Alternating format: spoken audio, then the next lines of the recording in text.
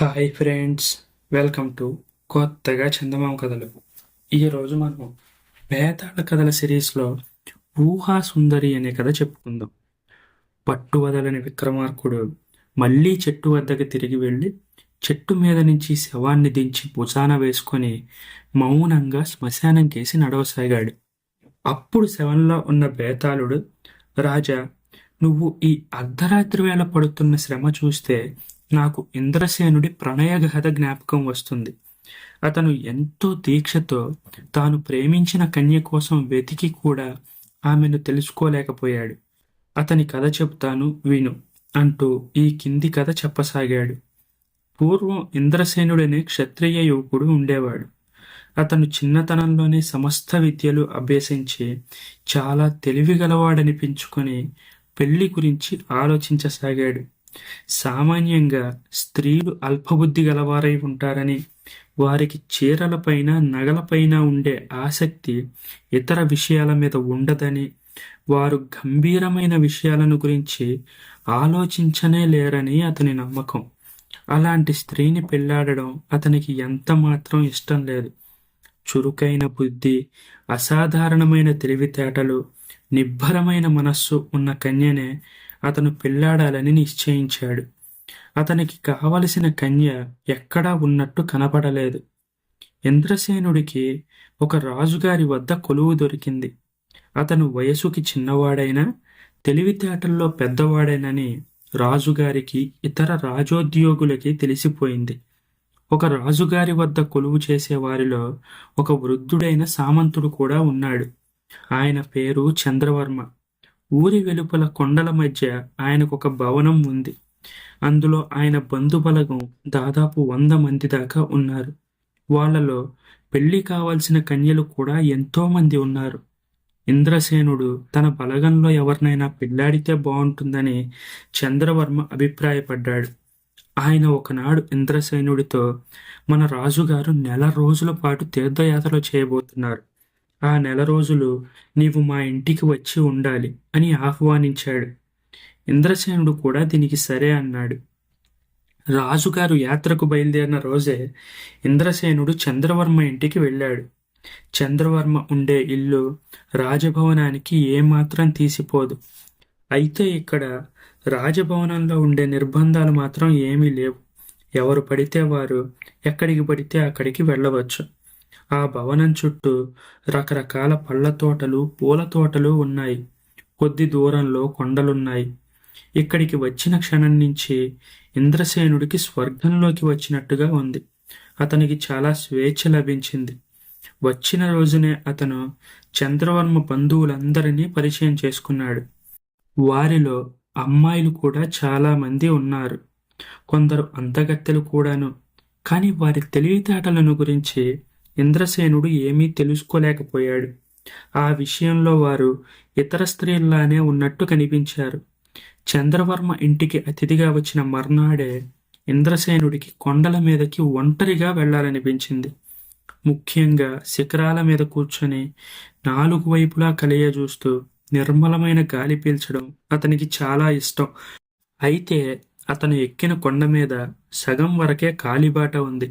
శిఖరానికి ఎక్కాలంటే పొదల సహాయంతో రాళ్ల మీదుగా పాకుతూ ఎక్కాలి. అది చాలా అపాయకరం. అందుచేత ఆ శిఖరాన్ని ఎవరూ ఎక్కిన జాడలు కూడా లేవు. ఎవరూ ఎక్కని ఈ శిఖరాన్ని నాది చేసుకుంటాను. ఇక్కడ ఉన్నంతకాలం రోజూ ఇక్కడికి వస్తాను అనుకొని ఇంద్రసేనుడు ఆ శిఖరం పైకి ఎంతో కష్టపడి ఎక్కాడు. శిఖరం మీద సమప్రదేశంగా ఉంది. దాని మధ్యలో ఒక చిన్న నీటి మడుగు కూడా ఉంది. అందులో తెల్లటి పద్మాలున్నాయి. ఆ గుంట చుట్టూ కూర్చోడానికి వీలైన నున్నని బండశిలలున్నాయి. ఆ దృశ్యం చూసేసరికి ఇంద్రసేనుడు ఆనందపరవశుడయ్యాడు. కాని అతను ఆ నీటి మడుగు పక్కన ఒక బండ మీద కూర్చోబోయే సమయానికి ఆ బండ మీద వాడి నలిగిపోయిన పువ్వులు కొన్ని కనిపించాయి. వాటిని చూసి ఇంద్రసేనుడు ఆశ్చర్యపోయాడు. ఆ పువ్వులు అక్కడ ఉన్న మొక్కలకి పూసినవి కాదు, ఒక స్త్రీ తలలో నుంచి రాలినవి. ఎవరో స్త్రీ ఇక్కడికి వచ్చి ఏకాంతంగా కూర్చుంటున్నది. అలా చేసే స్త్రీ అందరి స్త్రీల వంటిది అయి ఉండదని అతనికి తోచింది. ఆమె మీద కొంత మంచి అభిప్రాయం ఏర్పడింది. ఆ స్త్రీ గురించి ఇంకా తెలుసుకోవాలని ఇంద్రసేనుడికి కుతూహలం పుట్టుకొచ్చింది.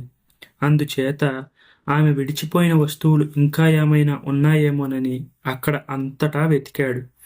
ఒక బండరాయి పక్కన ఉన్న ఒక తాటి ఆకు కనిపించింది. దాన్ని తీసి చూసేసరికి ఈ విధంగా రాసి ఉంది: స్త్రీకి ఉత్తమమైన భర్త దొరకడం కంటే గొప్ప అదృష్టం లేదు. పురుషులు సాధారణంగా స్వార్థపరులు. అందుకే వారు స్త్రీల బుద్ధిహీనతను సహిస్తారు. నాకు ఎలాంటి భర్త దొరుకుతాడో, నన్ను అర్థం చేసుకోలేని భర్తను చేసుకోవడం కంటే పెళ్లి చేసుకోకుండా ఉండడమే మేలు అని ఉంది. ఇలాంటి తాటాకులు ఇంకా 2-3 దొరికాయి. వాటి మీద కూడా ఆ స్త్రీ అలాంటి భావాలే రాసింది. ఆమె అప్పుడప్పుడు అక్కడికి వచ్చి తనకు తోచిన భావాలను తాటాకుల మీద రాసి వదిలిపోతూ ఉంటుందని ఇంద్రసేనుడు గ్రహించాడు. ఆలోచించిన కొద్దీ ఈ స్త్రీ తనకు భార్య కాదగిందేనని తోచింది. ఆమె పెళ్లాడదగిన వయసులోనే ఉన్నది. కాని అందగత్తె అవునా కాదా అన్న సంగతి ఇంద్రసేనుడికి తెలియలేదు. ఆమె తన అందం గురించి కానీ, తనకు కాబోయే భర్త అందం గురించి కానీ ఏమీ రాయలేదు. ఎలాగైనా ఈ స్త్రీ ఎవరో తెలుసుకోవాలని ఇంద్రసేనుడు తీర్మానించుకున్నాడు. కొండ దిగి చంద్రవర్మ ఇంటికి తిరిగి వచ్చాడు. చంద్రవర్మ ఇంట ఉన్న అమ్మాయిల్లో ఇందుముఖి, వాసంతి, చంద్రకళ, పద్మిని, భారతి ఇలా చాలామంది ఉన్నారు. వారంతా స్వేచ్ఛగా తిరిగేవారే కనుక ఏ ఒక్కరు ఏ క్షణాన ఎక్కడ ఉన్నది ఆరా తీయడం అనేది సాధ్యమయ్యే పని కాదు. ఆఖరికి భోజనాల దగ్గర కూడా వీళ్ళందరూ కలవరు. ఎవరికి వీలు పడినప్పుడు వారు భోజనాలకు వెళ్ళి భోజనం చేస్తారు. ఇంద్రసేనుడు అందరితోనూ మాట్లాడి చూశాడు. ఒక్కరు కూడా గొప్ప తెలివితేటలేమీ ప్రదర్శించలేదు. అందరూ స్త్రీల్లాగానే అందచందాలను గురించి, అలంకరణలను గురించి, గొప్పగా బతకడం గురించి మాట్లాడారు. అందుచేత సంభాషణ ద్వారా ఇంద్రసేనుడు తనకు కావలసిన ఊహాసుందరిని తెలుసుకోలేకపోయాడు. తన ఊహాసుందరి వీరిలో ఎవరూ కాకపోవచ్చు. వేరే మామూలు దాసి అయినా సరే ఆమెనే పెళ్లాడాలని అతను నిశ్చయించుకున్నాడు. ఆమె ఏ సమయానికి శిఖరానికి వెళ్తుందో కనిపెట్టి ఆ సమయంలోనే తాను కూడా వెళ్తే ఆమె దొరికిపోతుందని అతనికి తట్టింది. ఇంద్రసేనుడు ఒక వారం రోజుల పాటు వేరువేరు సమయాల్లో ఆ శిఖరానికి వెళ్ళాడు. ఒకరోజు ఒక రాతి మీద చిన్న తాటాకు పెట్టి ఉన్నది. దానిపైన నన్ను తెలుసుకోవడానికి గాను వెంబడించవద్దు. భగవంతుడు మీకు తెలివితేటలు ఇచ్చాడు కదా, వాటిని ఉపయోగించి నేనెవరో తెలుసుకోండి అని రాసి ఉంది. ఇది చూసి ఇంద్రసేనుడు ఆశ్చర్యపోయాడు. తాను చేసే ప్రతి పనిని ఆమె గమనిస్తూ ఉన్నదని స్పష్టమైంది. అంటే ఆమె అతని పట్ల సుముఖురాలుగానే ఉన్నదన్నమాట. ఆమె ఏమనుకుంటుందోనని అతను ఆమెను తరిమి పట్టుకునే ప్రయత్నం మానేసి తన మామూలు చొప్పున సాయంకాలం పూట శిఖరానికి వెళ్ళి అక్కడ మంచి మంచి పూలు పెట్టి రాసాగాడు. మర్నాడు అతను వెళ్ళేసరికి ఆ పూలు అక్కడ ఉండేవి కాదు. వాటికి బదులుగా వేరే పూలు ఉండేవి. ఒకరోజు ఇంద్రసేనుడు శిఖరం మీద ఒక ఉత్తరం రాసి పెట్టాడు. నిన్ను తెలుసుకోవడానికి ఏమాత్రం ఆధారం లేకుండా ఉన్నది, కానీ నాకు కొంచెం సహాయం చేయొచ్చు కదా అని అందులో ఆమెను అడిగాడు. సహాయం ఇస్తే నన్ను కనుక్కుంటారు, అంతకంటే నేనే బయటపడ్డం మంచిది కదా. నాకది ఇష్టం లేదు. మీకై మీరు నన్ను కనుక్కోగలిగితేనే మీరు నాకు తగిన భర్త అని రుజువవుతుంది అని ఆమె సమాధానం రాసింది. ఇలా 3 వారాలు గడిచాయి. ఆ స్త్రీ మిట్ట మధ్యాహ్నం వేళ అందరూ భోజనం చేసే సమయంలో శిఖరానికి వెళ్తుందని ఇంద్రసేనుడు అదివరకే ఊహించాడు. ఇక తనకున్న వ్యవధి 1 వారం మాత్రమే. అందుచేత అతను ఆమెను మధ్యాహ్నం శిఖరం మీదనే కలుసుకొని ఆమె ఎవరో తెలుసుకోవాలనుకున్నాడు. అతను కొండ మీదకు వెళ్ళేసరికి శిఖరం మీదకి పాకిపోతూ ఒక తెల్లని చీర కట్టుకున్న స్త్రీ ఆకారం కనిపించింది. ఇంద్రసేనుడు ఆత్రంగా శిఖరానికి పాకడానికి యత్నించడంలో మధ్యదారిలో అతనికి కాలు పట్టు తప్పింది. కిందకి వచ్చి పడ్డాడు. కాలు బాగా బెణికింది. అతను తలెత్తి చూస్తే ఆ స్త్రీ జాడ కనిపించలేదు. అతను బాధతో కుంటుకుంటూ కొండ దిగి రాసాగాడు. సగం దారిలో అతనికి ఒక గుర్రపు రౌతు ఎదురై, బాబుగారు, దీని మీద ఎక్కి కూర్చోండి, ఇల్లు చేర్చుతాను అని వినయంగా అన్నాడు. నా కాలు బెణికిందని నీకెలా తెలుసు అని ఇంద్రసేనుడు రౌతుని అడిగాడు. ఆ అమ్మగారు చెప్పి పంపారు అన్నాడు వాడు. ఏ అమ్మగారు? ఆవిడ పేరేమిటి? ఎలా ఉంటారు? పొడుగ్గా ఉంటారా, పొట్టిగా ఉంటారా అని ఇంద్రసేనుడు ఎన్నో ప్రశ్నలు వేశాడు. కాని రౌతు ఒక్క ప్రశ్నకు కూడా జవాబు చెప్పలేకపోయాడు. వాడు వట్టి అయోమయం మనిషి. ఇంద్రసేనుడు ఇల్లు చేరగానే అందరూ వచ్చి సానుభూతి తెలిపారు. అందరినీ అతను ఎంతో శ్రద్ధగా గమనించాడు. ఇందుముఖి అనే పిల్ల తనకేసి ప్రత్యేకించి జాలిగా చూస్తున్నట్టు అతనికి తోచింది. ఆమె చాలా అందగత్తె కూడాను. ఆమె వచ్చినప్పుడు వెంట ఎవరూ లేరు. అందుచేత అతను ఆమెతో, నాకు అంతా అర్థమైపోయింది. నువ్విచ్చిన పూలు, ఉత్తరాలు అని ప్రారంభించాడు. అకస్మాత్తుగా ఇందుముఖి ముఖాన్ని భయం ఆవరించింది. ఆమె నోరు తెరిచి ఏదో అనబోయి అవతలికి పారిపోయింది. తరువాత చంద్రకళ అనే పిల్ల ఒంటరిగా వచ్చి ఇంద్రసేనుడితో ఆదుర్దాగా, మా ఇందుముఖి మంత్రి కుమారుణ్ణి ప్రేమిస్తున్న సంగతి మీరు ఎలాగో తెలుసుకున్నారట. దయచేసి కొంతకాలం పాటు ఈ విషయాన్ని రహస్యంగా ఉంచండి అన్నది. ఇంద్రసేనుడి గుండె జారిపోయినట్టయింది. తన ఊహాసుందరి ఇందుముఖి కాదు, అయితే మరెవరు? అతనికి అంటుబట్టలేదు. ఆ రాత్రి అతను నిద్రపోయే సమయాన అతని దిండుపైన ఎవరో ఒక ఉత్తరం పెట్టారు. మర్నాడు తెల్లవారి లేస్తూనే అతను ఆ ఉత్తరాన్ని చదువుకున్నాడు. నా కారణంగా మీ కాలు బెనకడం చూసి నాకు మీ మీద జాలి ముంచుకొచ్చింది. నన్ను నేను బయట పెట్టుకుందామని నిశ్చయించుకున్నాను.